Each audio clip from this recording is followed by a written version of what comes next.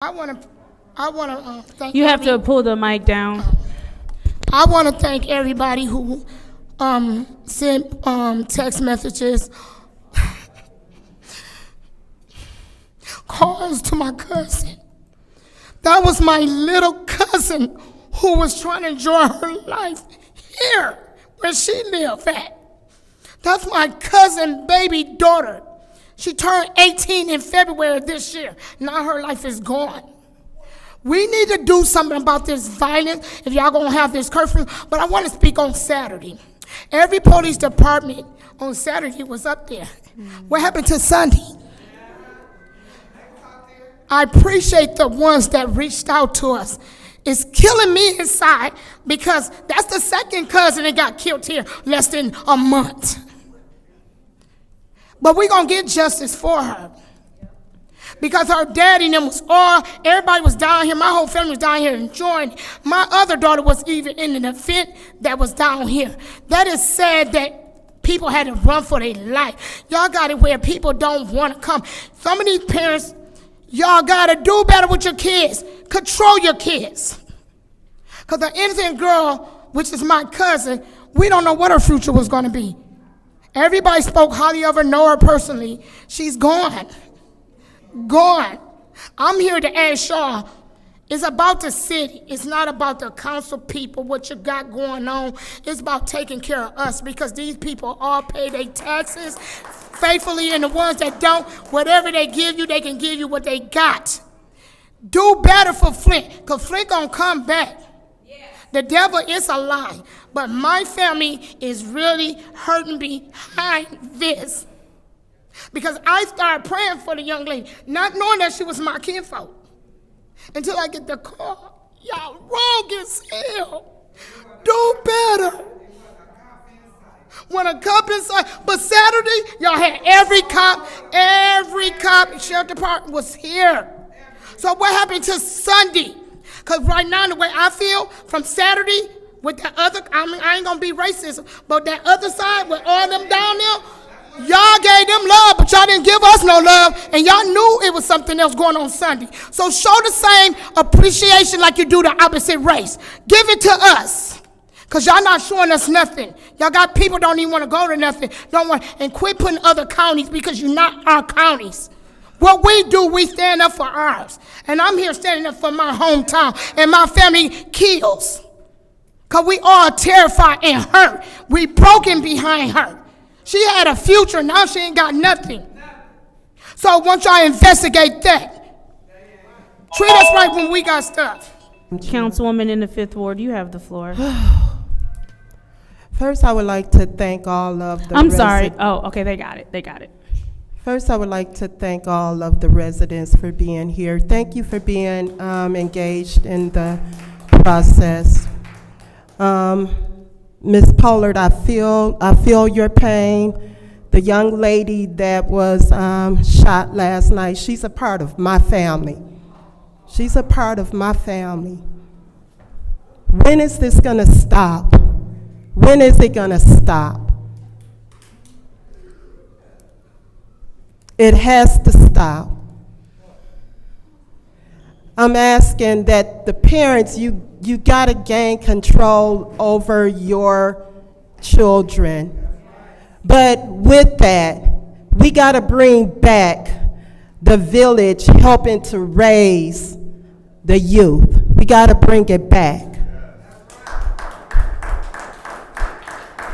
When you see someone, a youth out there that's doing something that they shouldn't be doing, speak up. I do it all the time. But it's about the approach too. You have to be able to approach them correctly. It's gonna take the whole city. It's gonna take the whole village to come together to clean this mess up. I find it very coincidental. Now we have what I call a somewhat public safety plan. But you know what? We need a gang task force as well.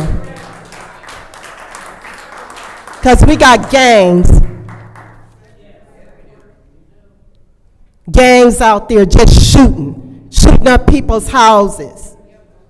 It has to stop. Councilwoman in the 6th Ward, you have the floor.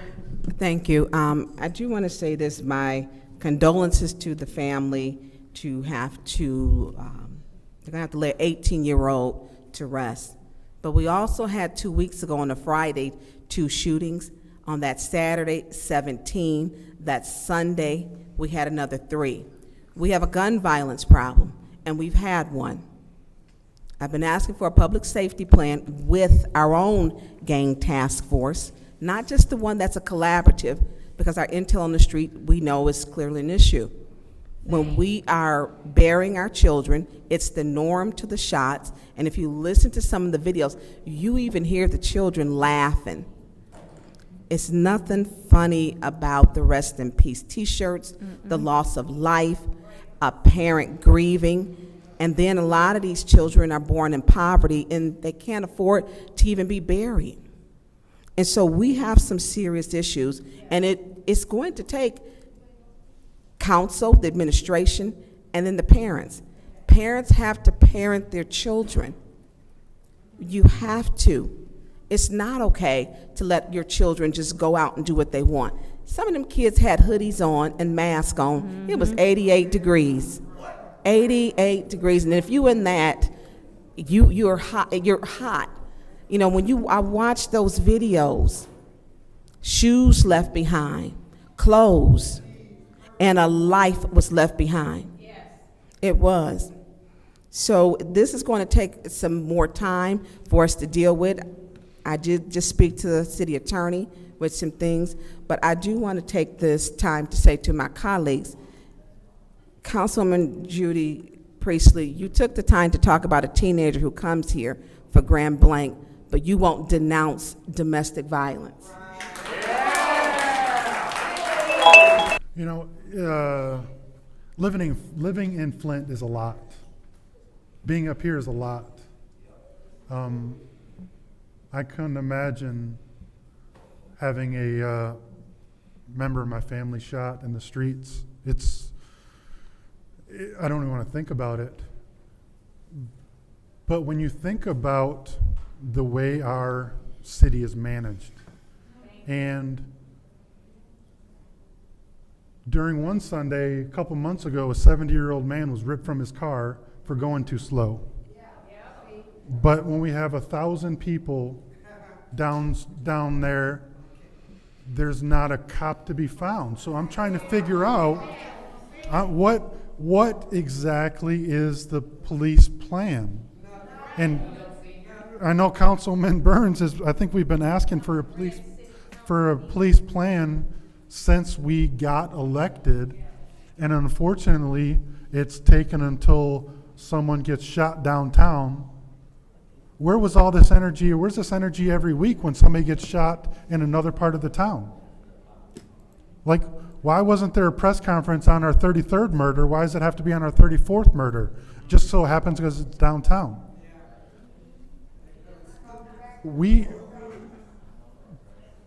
And I hope that there is a serious plan put forward. The press conference isn't the plan. Where is the plan in writing, and how are they going to address it?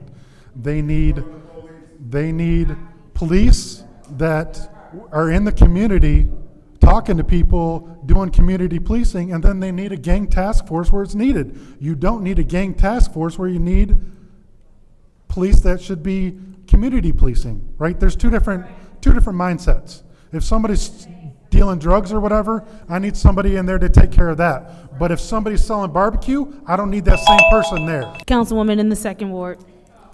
Thank you so much.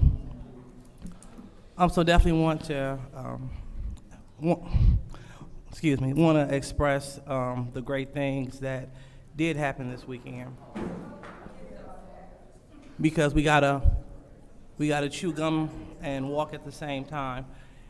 They had a great day at the Drop Fest. A lot of vendors, a lot of local businesses were able to thrive. And how do I know? I was out there. And then also on Sunday, A10 Day started off with a great day. We had the great McDonald's promotion for the entire city. Furthermore, we also had, in Brush Park, we had the mini concert.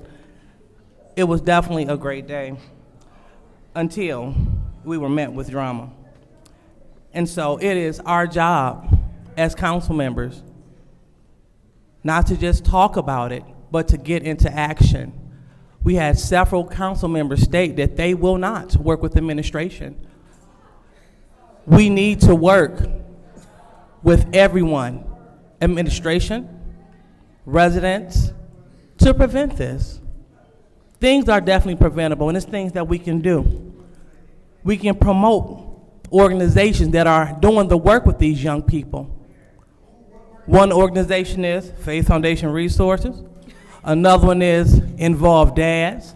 Another one deals with Dante Lott, Men Motivating Men.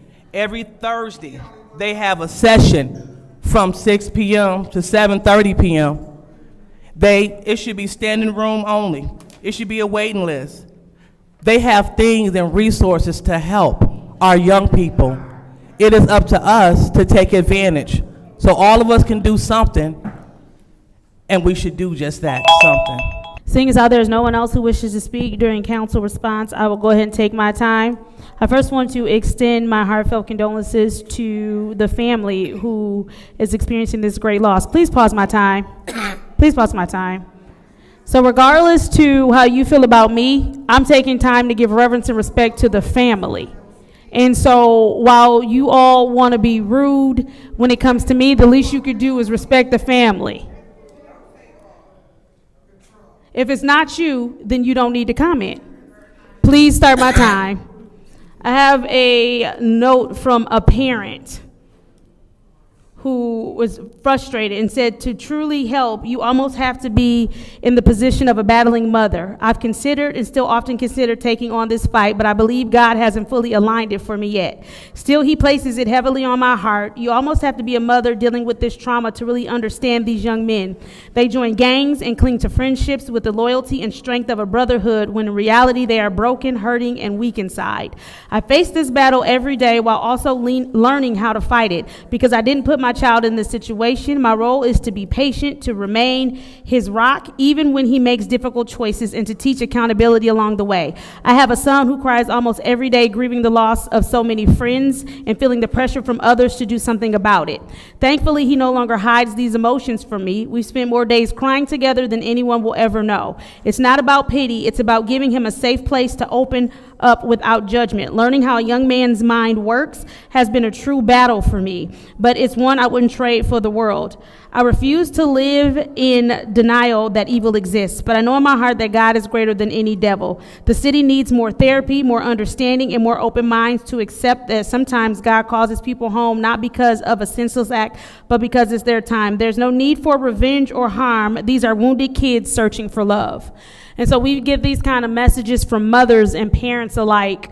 One thing that I can say that I do believe is that every council member up here is committed to doing our part to figure out where we need to put resources, who we need to work with, how we need to make decisions for the city. I hope my colleagues will stand with me as I call for us all to have a community meeting with all council there, with us being respectful so that we can hear from the mothers, the children, and everyone else on their perspective. I know that we all stand together, and there's so much more work we can do. I came here to say I love this city. Flint is so dope. I'm tired of Flint being described as grit and resilient. We need to move past resilient and grit, and we need to get to Flint being a safe haven. I dedicate my life to the young people here in Flint, Michigan. I walk with them, I work for them, and I work with them. And they are dope. They're brilliant, they're creative, and their talent is immeasurable. But the sad thing is they're also broken. They're broken because they have no hope. When they look for leaders, they turn to their music and their movies and the media, and you know what they see there? Violence. Then they come outside and they look to the leaders of the city, and they see arguing, cursing each other out, tearing each other down. What are we teaching them? 810 Day should have been a day of celebration. We should have been turned up for the city in the right way. Instead, a young girl's life was stolen. But that didn't start that night. That started years ago with the culture we created. We fight in front of our children. We disrespect each other. We celebrate the very poison that is killing us. Then we wonder why our kids go and pick up guns. If we keep planting these seeds, violence is the only harvest we're going to reap. I'm calling on the council to be leaders in your ward. Reach out to the religious leaders in the churches in your ward. Let's take our city streets back. Flint is filled with churches. We got enough people who believe in God and who believe in values and morals. Council members, go out and talk to those people and let's get on these streets, right? Let's create the right culture for our young people. Also, if we need to defund the police, let's do that also. They're here to serve us. Let Flint show the world what it looks like when people police themselves. Not chaos, but community power. We can't afford to let another 810 Day tragedy go. And that work starts right now. These kids is out of control. It's nothing for them to do in Flint.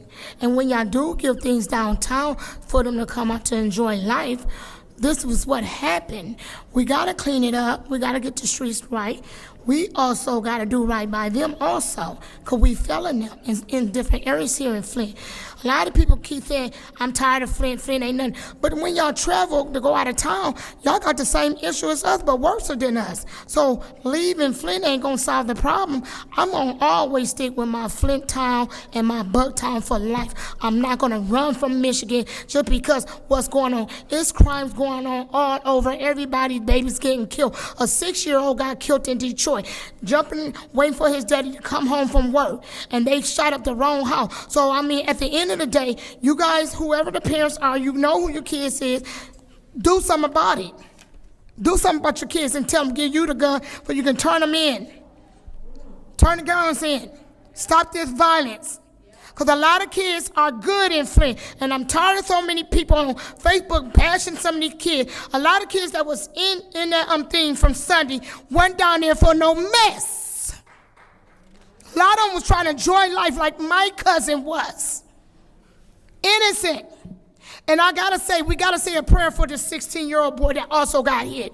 We just found out he got hurt, but he's doing good. So we need to pray for his family also. I don't know his name, but I found out another young boy, 16 years old, also got hurt downtown. We need to do better, police department. Instead of y'all spraying, bear spray, snatching people out their cars and whatever y'all mad about because of this council meeting, won't y'all put that energy on the streets and get the people off the street? Because Flint gonna come back, regardless who don't want it to come back. We strong as hell. We very strong, and we gonna continue to fight all races. We all gonna come together, and this town gonna come back, because Mr. Mount Foundation is taking care of everybody. He putting up a new school in Beecher. The foundation helped him with that. He doing Burton. He going all over. So that let us know Flint has still got hope. We still have hope. We got hope. And we're gonna come back like it used to be. Everybody look out for each other, and these young kids go to the neighbor and say, you need your grass cut? You understand how we did it? We had our same problems too. Only thing is, we did with the fists. We might have shot a couple times, but most of the time when we did our fighting was with these fists right here. Not no guns. So put the guns down, teenagers. I'm being honest with you, because my daddy got killed in Flint. I was a young teenager. Jerry Winfrey knows. So put the guns down. Thank you so much. Thank you. I have lived in downtown Flint for 15 years now. The last 13 being at the Hardy Building. The front of my building faces the bus station. where we do get some shootings and actions. I've also been going out and enjoying all of our festivals that we have. And one thing I have really noticed in the last 15 years is that when there's a predominantly black event, it is just not going to be staffed the same way. I would really like to contrast Drop Fest that was so gratuitously staffed that's why we were able to have the intervention we did when Garden View was on fire. Because it was ridiculously staffed, and I'm tired of this blame being put on the parents when white people could drop their white kids off to a rave-like atmosphere and know that all the drugs they did, it would be fine. They could pick them up at the Red Cross tent. Where was the Red Cross tent yesterday in that heat? You know, where were the sheriffs? I would like to see a side-by-side report on how that was staffed. You know what I mean? It was known that it was going to be a big event, and time after time I see it, and then it's the parents. How come the white events? It's just not the same.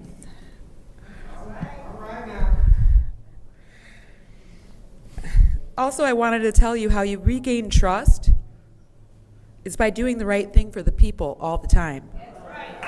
On all subjects, and you keep doing it over and over again. And if you were doing that, you'd have already regained the trust. I would also like to say this stuff about Leon, it's bothering all of us, and then you don't want the youth to be violent, but you're not holding this man accountable who's in a city council position. I would also like to read you something that I found today by a Miss Annalisa Padilla. What happened and keeps happening in Flint is also a result of people not having a third space anymore.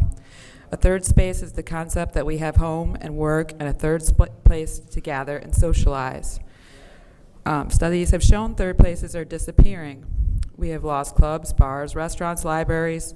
People have nowhere to gather, especially young black people in our city. So they keep making places themselves, and these places are wholly unregulated with no decorum because no one is held accountable.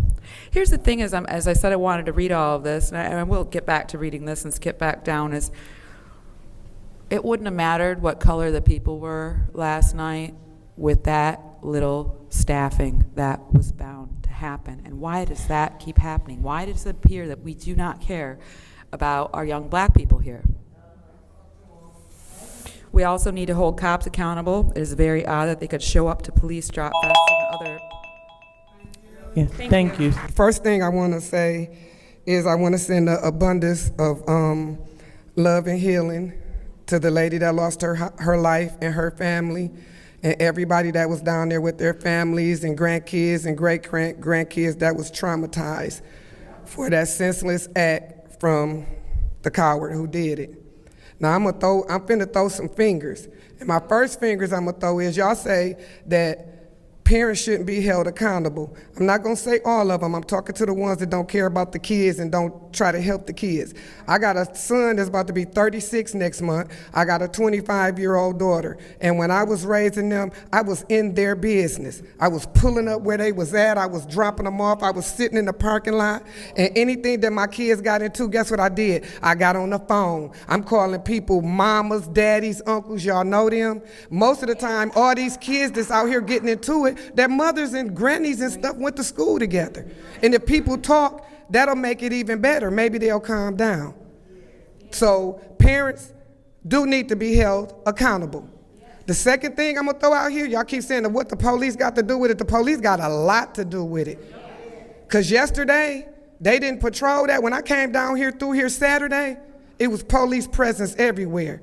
But they wasn't out there last night. I don't know if y'all trying to prove a point or whatever, because y'all sure did the jump. The pig jump out boys jumped out on some 58-year-olds and sprayed us because we was just getting food. But wasn't nobody jumping out there on them kids last night. They can't tell me they can't get out there and control them kids. That baby, downtown ain't even a mile long. Detroit is huge. When you go to Detroit downtown, they got police riding on bikes, walking, they standing at every corner. So y'all can't tell me y'all couldn't control that. Y'all got paddy wagons. Put the paddy wagon in the middle of the turning lane. Y'all see these, y'all know grown folks don't have a curfew. Kids got a curfew. Y'all seen them kids walking down there with them hoodies on? Walk up to them, ask them where your parents at. If they can't take it to the parents, get them, put them in the paddy wagon. It don't mean you got to take them to jail.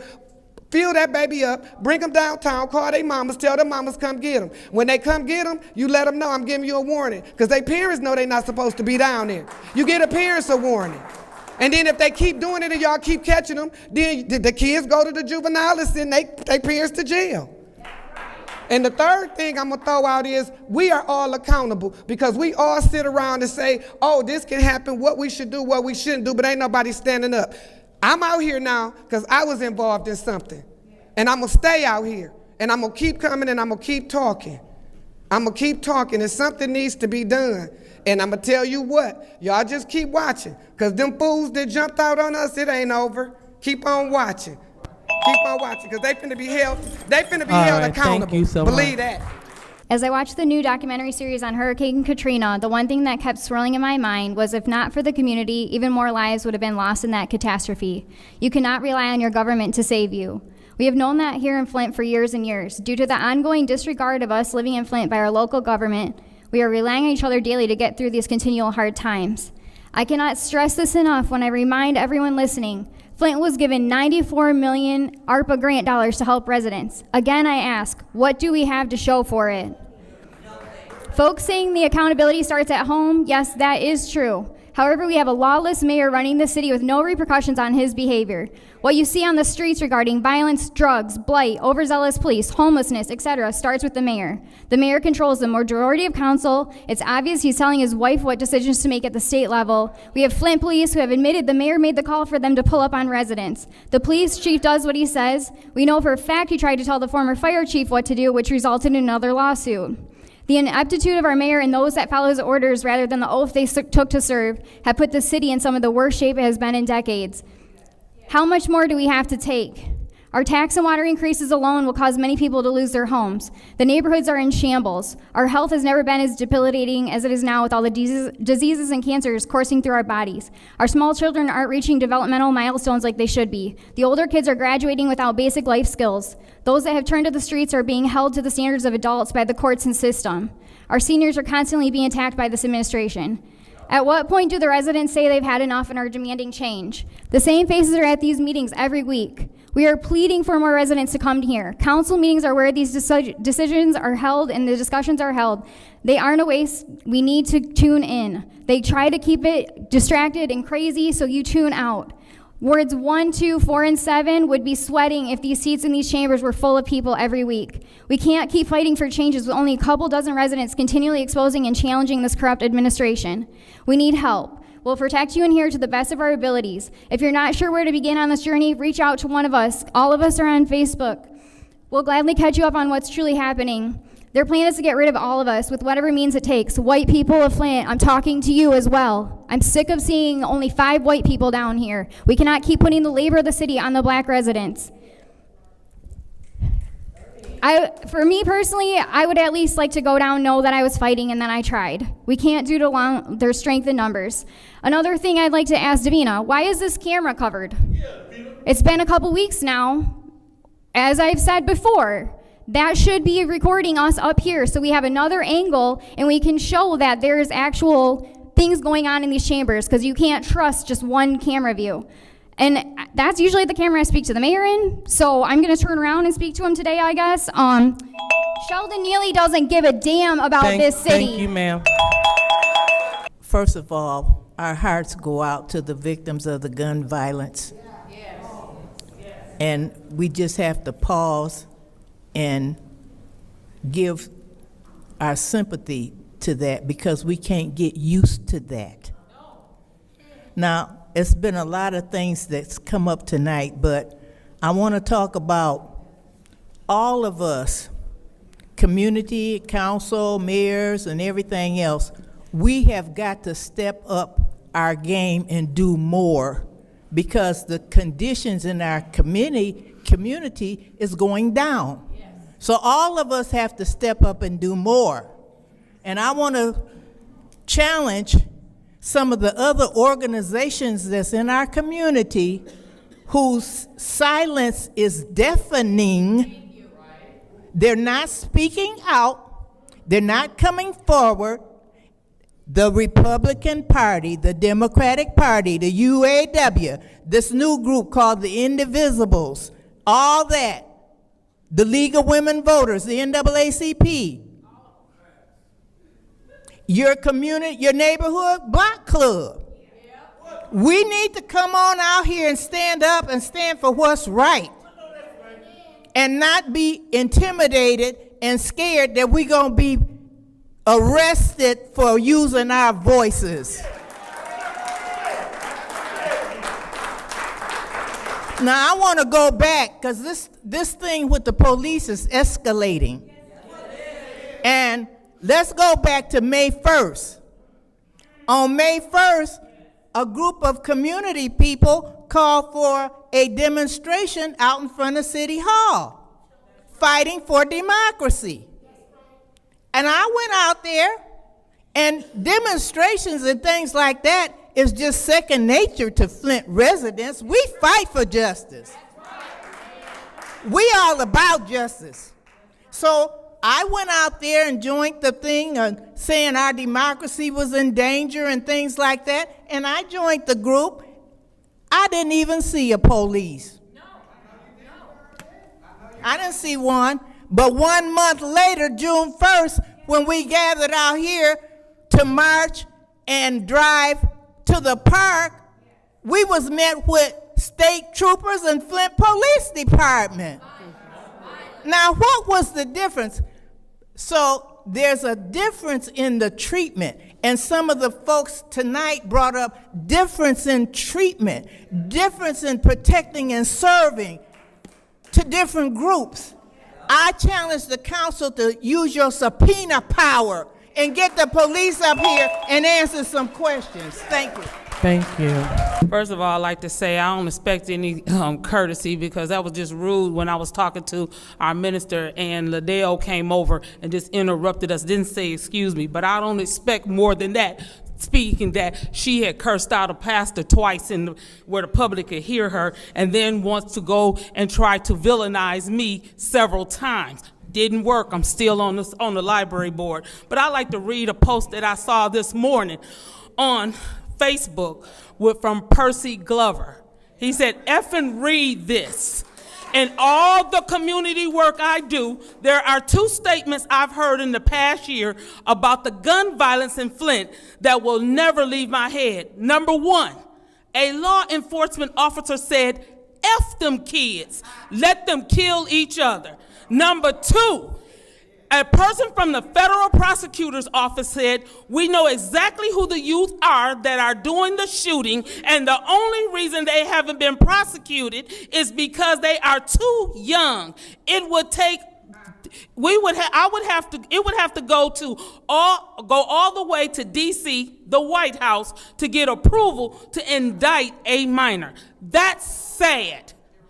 I remember a lecture that was made by the Honorable Minister Louis Farrakhan called Justifiable Homicide, Black Youth in Peril. Peril spelled P-E-R-I-L. He's also had it reverted over to a book. They are setting our children up to go to prison, to the grave, us to kill one another. That's why you didn't see the police down there yesterday, because they knew what was going to be happening. They already knew that. It's time for us as a community to stand up, unite, take our streets back, take our youth back. We have to. Now sit up and say, now go twist this narrative and say, I'm speaking up here because I'm angry and I'm hollering. No, I'm passionate because I see our babies dying in the street. Wholesale from the lack of the work that's should be done. But what do we expect? We went over last week with my nephew, as my sister saying, being kidnapped, because that's exactly what was going on. And so with the violence that happened yesterday, all I see on Facebook, because I wasn't there, but with the shooting, and I see that it wasn't hardly any police there, I don't understand why, when they're there for like back to the bricks and stuff, they're really heavy. And so, that's not right. And they need to be there for every event, I believe, just to patrol and make sure everything goes well. Also, this is embarrassing for the Flint residents as far as what happened to, well, all of it, especially the baby that got killed, yesterday. But with my nephew, I'm looking on the internet and I see that in North Carolina they're talking about it, in Vegas, in Iowa. I mean, who talks about it in Iowa? They're writing articles about what happened to them and the patrons getting sprayed with mace or bear spray or whatever it was, bear mace. I'm reading that in these places, and not every cop is bad. I really didn't think, I used to say, well, I'm glad our police department isn't like that. I used to say that until maybe earlier this year. I used to say that, and because I never heard about them abusing, the residents or anything like that happened to my nephew. I never heard of that, and I would say that, well, I'm glad our police officers are not like that, but they are. I mean, it's some that are, not everyone. And I work, I do service a lot of them where I work, so they're not, all of them are not bad. But I just wanted the mayor never spoke, the police chief never spoke, never came out and spoke anything. But of course, and good reason, they were there today for the situation, and that's wonderful. But they needed to speak on everything that, that happens, that and it's going out of state to Iowa. I mean, this is a big deal. So I just wanted that on record, and they need to speak on it because they haven't, so I just wanted that on record. So you all have a good evening. I am a lifelong resident, proud daughter of 2 deaf individuals born and raised here in Flint, Michigan. And I would be wrong if I first did not say you never have sign language interpreters or access for your deaf residents in this city. Michigan School for the Deaf is right here in Flint, Michigan, and you never, ever think about them. Mr. Mayor, I used to stand beside you doing COVID work, but now you have nobody. I don't have to be there. It ain't about me. I'm eating. Other folks can eat. But access for my deaf son, for my deaf nephew, for my family members, for my community should be here at all times. Certified. Certified, because it's against the law to not do so. As of that part, eye contact. I watch on Facebook these meetings a lot. Liddell, I'm very disappointed. If you don't like them, you don't look at them, babe. And we talk often. I'm very disappointed. I understand that people have rubbed you the wrong way, but you have a job to do here. You are paid to listen to everybody, and not just those that like you or support you. That's not fair. That's not right. And as a person who believes in calling out right and wrong, I'm gonna call you out on that, boo. That's wrong. It's wrong. It's very disrespectful, and I've seen that. Miss Judy, the same thing for you. And for you to speak up on Miss Mari or on whoever you were trying to talk about their high school record, that ain't got nothing to do with what's going on here today. That child was speaking truth about her pain in this city. How dare y'all disrespect our future? That's our future. I've worked in the schools for 7 years. I worked in the schools as a sign language interpreter, but because I was born and raised here, I knew a lot of children's parents. Those kids, those boys that died a couple weeks ago, and then the one that got killed in the barbershop, those were my babies. I sat and talked to one of them that said, Miss Sarah, I'm sorry, I don't see nothing else for myself but death in the streets. The one that just got... So from that funeral, I hugged on a young man, told them babies, please be safe. And the young man that I hugged on said, please be safe. I buried him last week. This gotta stop, y'all. It's gotta stop. I don't have a lot of time. The police violence that's going on in here. I don't understand why we bringing people who don't live in Flint to police Flint. They don't care about us. They think we animals, evident by the bear spray that was brought to spray people in Flint, Michigan. Where is a bear in Flint, Michigan? I'm just saying. maybe some cultural competency training. Something's got to go on and be given regularly and tested. Y'all, we have to do this for our city and our people. Thank you, ma'am. Thank you. I'm a local educator, civil rights activist, and very active cop watcher. I cop watch both in a more official capacity and on my own time. I cop watch in Detroit, Lansing, Ann Arbor, Flint, all around Michigan. Police in Genesee County are tyrants. And I'm telling you, almost every weekend I'm in Detroit. Detroit police are tyrants. Flint police are worse. So let me tell you about a little, some inconsistencies. I assure you that the way, grow up. Don't roll your eyes at me. I'm sorry, my back is free. Okay, grow up. So the police response to different events in this city are not equal. They're not adequate at all. They are not equal. So Saturday morning, I got downtown at 8 a.m. to start setting up Drop Fest, and I did not leave until the end of the night. By 11:30, Saginaw Street was lined with deputies. Lined. Okay, so that's preventative. Check that, preventative. It's a planned response. Okay? By 11:45, I observed my first arrest. And those arrests continued all day long. Deputies were everywhere. Flint police, university deputies, all day long. They arrested a homeless man who was sleeping on a bench, who I see there 5 times a week. They were pulling people over in the middle of lights, arresting them. It was very preventative. Let me assure you, Genesee County Police, Sheriff, universities, the deputies, they know how to police this city. I see them doing it. As a matter of fact, I went home that night thinking, man, that was a lot of police. But at least they were incredibly respectful. They were over the top, and it felt weird. This is gentrification, and we know it. They are protecting businesses over people. They are protecting their area that they want to continue to be, I'm sorry, but white. That is what this is. The other problem is across these departments, what their responses look like are horrifically different.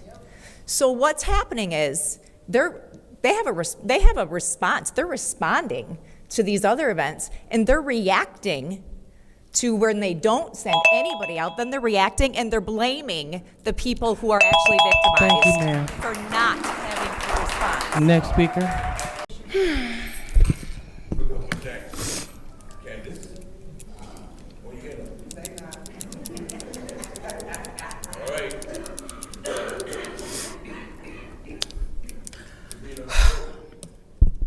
Good evening. Hello. Tonight, my concern is, I am a concerned parent. I have a son that's part of the opiate crisis. He's autistic. Also, he has sickle cell. Liddell, one day it could be your son. I notice you have a son. You look me up, he could be your son. Nobody exempt to what's going on. So I hope you can handle what I handle. Don't ever think it can't happen to you. I hope you're as strong as I am, because I'm not going nowhere. I have a court date for LaShawn Johnson on the 25th, John Cole on the 25th. Let me explain why I have the court date for LaShawn Johnson. Because she assaulted me in the bathroom here. I come here to be heard, not to be arrested, not to be lied on. Y'all want people to go away, but I can't go away. You know what? Because didn't nobody give up on me. I left home at 14, been on my own since I was 14. Not because I was fast, because my mama had her own issues. But I had a grandmama that loved me. I had my son's father, Michael Edwards, that was killed by the Howard State gang, loved me.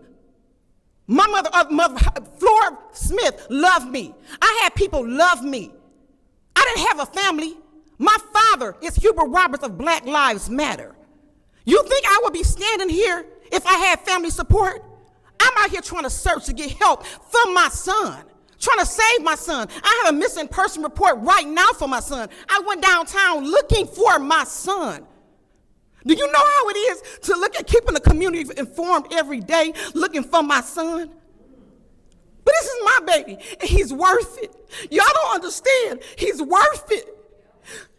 Machette, my son, went to church, a member of Ebenezer. My son did not go to Flint schools. I took my son away from Flint, and I did the best I could by him. But it's the company you keep. These kids don't have what I gave. But I'm going to stand in for the ones that don't have nobody, because these kids not lost. We all a part. God wants us all to come together. But I'm just trying to tell y'all, these kids is hurting. I was hurting when I left home. But God put some good people in my life. I don't know how to give up. I don't know how to give up. So for John Cole case that tried to groom my son, you know, my son told me, I got the video. I got text messages. You can look back the time. I got time. And I'm going to be in court the 25th. And I'm going to be in the court for LaShawn. And she said it ain't going nowhere. But I'm not going nowhere. They're not going to do nothing with it. But guess what? I'm going to keep on. It's going to be on record. And you have a good night. I love y'all, and God loves y'all too.